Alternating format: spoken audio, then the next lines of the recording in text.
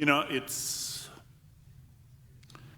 something I'm almost ashamed to admit, but sometimes you just never outgrow certain levels of immaturity. This gospel, every time that I hear it, the same line pops into my head. And it's stupid and it's immature, but there it is.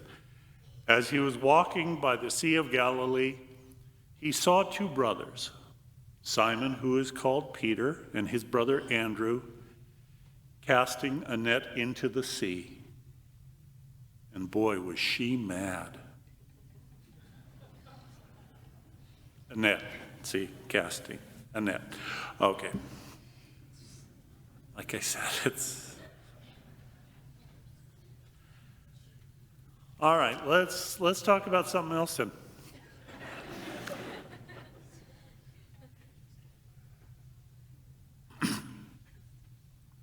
I had my birthday party with my brothers and sisters 3 weeks ago, and for the last couple of years, my middle brother has taken it upon himself, no matter where it is we go out to have dinner together. He always insists on bringing one of those Mylar helium balloons and tying it to the back of my chair or whatever, just calling attention to me or whatever. So the last 2 years, I decided to hold on to the balloons. And today, just to give you an example, with these Mylar ones, they last much longer than the old plastic ones do.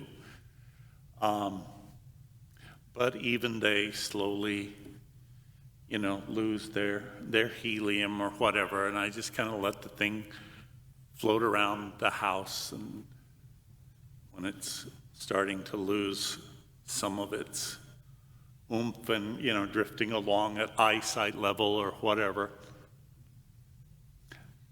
I've found that if I go ahead and cut off some of the ribbon that was attached, then there's less weighing it down, and it gives it a little more time. And then it starts to come down again, and I'll cut off some more ribbon, and, somebody could maybe do some sort of a scientific study on that, but it's not going to be me.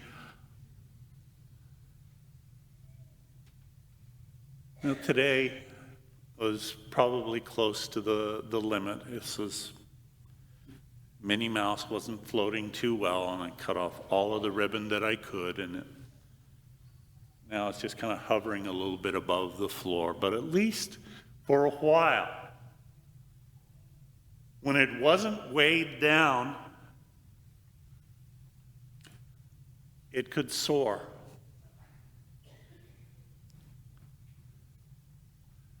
The gospel, Jesus calls the first of the disciples, Simon, his brother Andrew, James, his brother John. And I think most of us probably have this picture that, okay, there was Simon and Andrew with their father, Jonah, doing their little fishing thing. And over here was Zebedee and his sons James and John, and they were taking their little fishing enterprise. But the experts tell us that that's probably not the way that things were. That fishing was a big business. And so very often you would have many families that would join together. And there would be several boats and several fishermen. And it's thought, that Simon and Andrew's father, Jonah, and Zebedee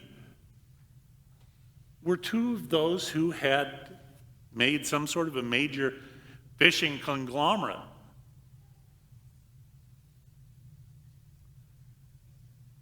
So, in all likelihood, there were lots of just fishermen there that Jesus could have invited to follow him, to take up his cause. But he chose these four.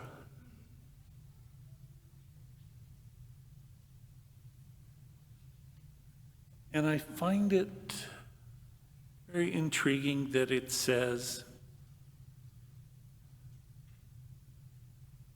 he called them, and at once they left their nets, and immediately they left their boat and their father and followed him. They dropped everything to follow him. That's where the whole balloon thing comes in. I did have a point to it.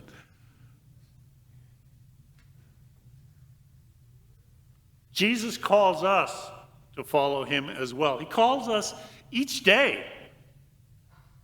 Once again, will you follow me? Once again, will you be my disciple? Once again, will you share in my work and my ministry and my vision?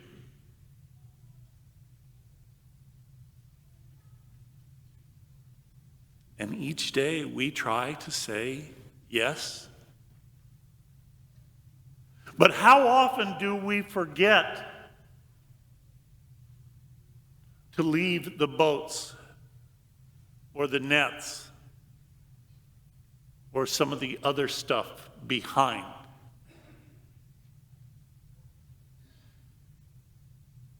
Here we are, 3.5 weeks into the new year. We've made all kinds of resolutions about things are going to be new and different. And by now, we've pretty much settled back into our regular habits and practices. Just kind of cruising along during the doldrums of winter. Story for you. A woman relates, I was telling my new workplace friend, Alice, about how awful my former boss had been, when she laughed and said, so forget him. Why not just enjoy it here?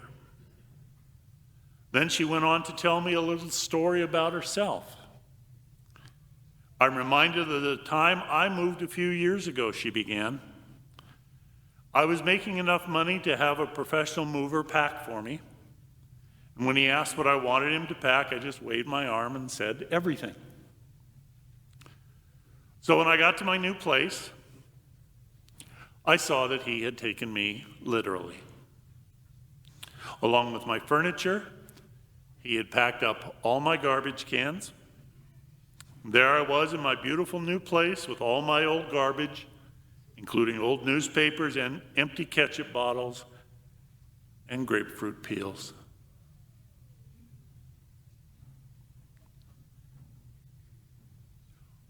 Why is it that we seem to have such a hard time leaving our garbage behind?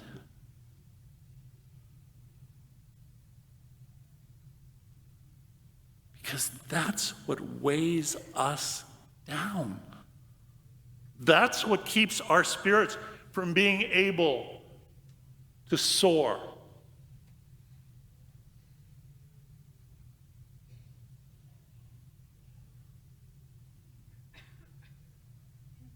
It's important to stop and examine, what is my garbage?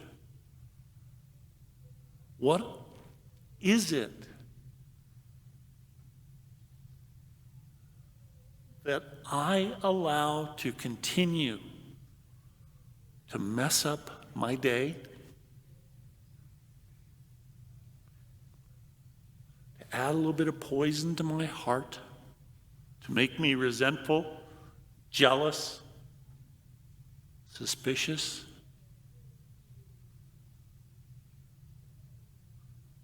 You know, one of the things I think, as much as anything, we get into particular habits of, I've just gotten used to letting this upset me, whether this person or this issue, whatever it might be. And so when that person appears again, or that thing happens again, I get upset by it. Why? Because that's what I'm used to doing.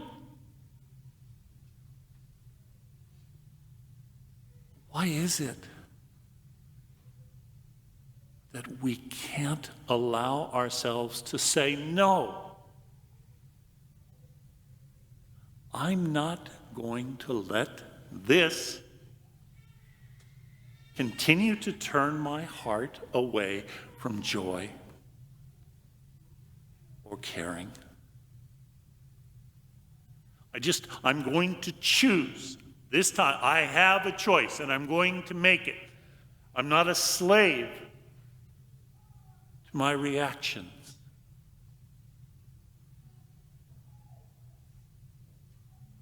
That's how we leave the garbage behind. That's how we cut off the ribbons that are holding us down.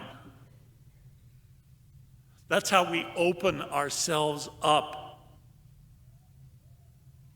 to truly following Christ,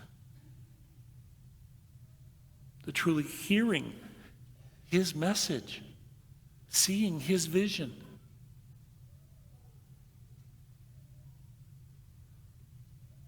We learn to make a choice to leave the garbage behind, because we don't need it anyway. If anyone were to ask us, why do you insist on carrying that around in your heart? We have to kind of say, yeah, I don't know, I guess it's silly. Okay. Well, then after 1 month of this new year, let's make a resolution to be less silly. We can still be immature, but less silly.